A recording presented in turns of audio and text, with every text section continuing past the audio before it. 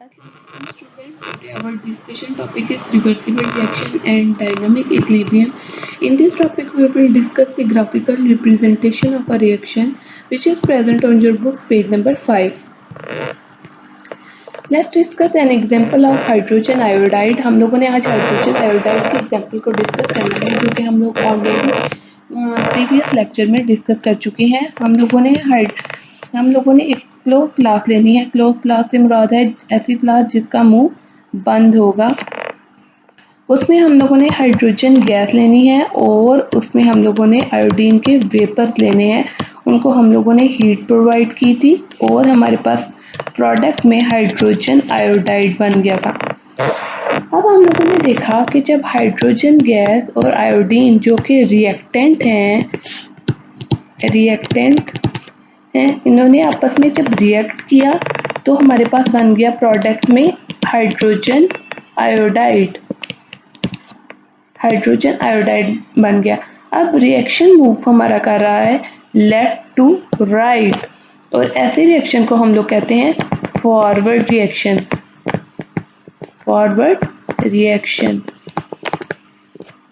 अब हम लोगों ने हाइड्रोजन आयोडाइड को अगेन हीट प्रोवाइड करनी है और हाइड्रोजन आयोडाइड डिकम्पोज हो जाएगा और ब्रेक डाउन हो जाएगा, डिकम्पोज हो जाएगा हाइड्रोजन में और आयोडीन में।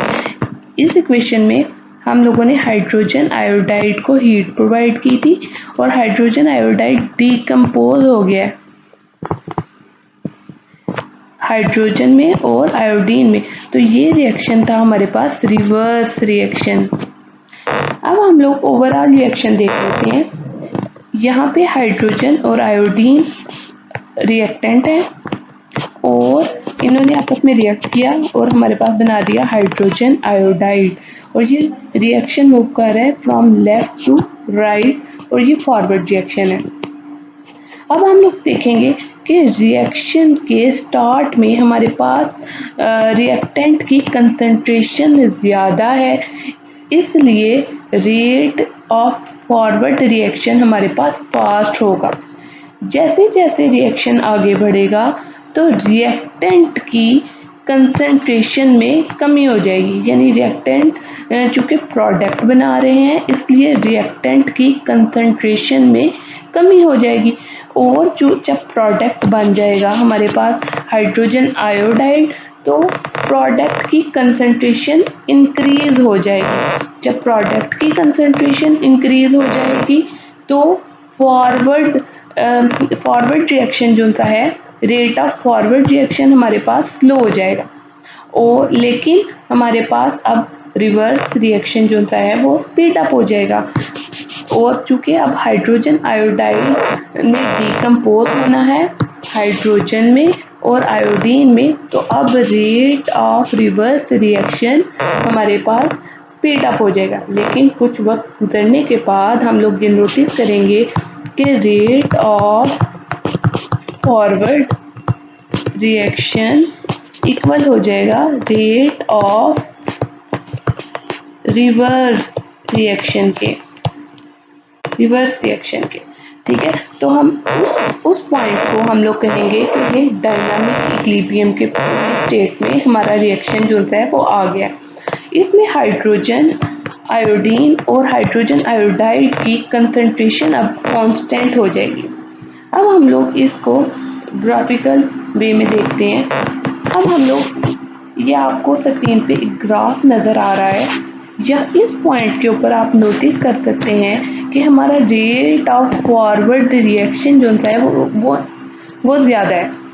ठीक है, इसकी स्पीड ज़्यादा है, लेकिन वक्त गुजरने के साथ साथ आप नोटिस करेंगे कि हमारा rate of forward reaction decrease हो रहा है।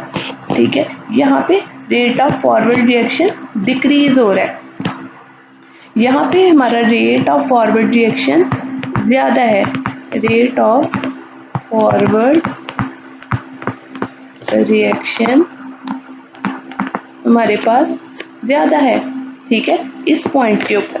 ठीक है, और जैसे जैसे वक्त गुजरता जा रहा है rate of forward reaction decrease होता जा रहा है और इस पॉइंट के ऊपर हम लोग देखेंगे कि हमारा जो रेट ऑफ रिवर्स रिएक्शन है इस पॉइंट के ऊपर बिल्कुल निग्लिजिबल है स्टार्टिंग में।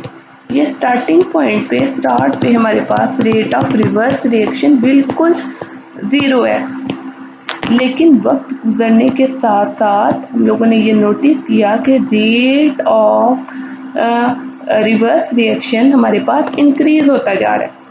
ठीक है, ये अब rate of reverse reaction increase होता जा रहा है, यानी आगे की तरफ बढ़ रहा है रेट ऑफ रिवर्स रिएक्शन। और कुछ वक्त गुजरने के बाद हम लोगों ने नोटिस किया कि इस पॉइंट के ऊपर रेट ऑफ फॉरवर्ड रिएक्शन और रेट ऑफ रिवर्स रिएक्शन दोनों इक्वल हो चुके हैं।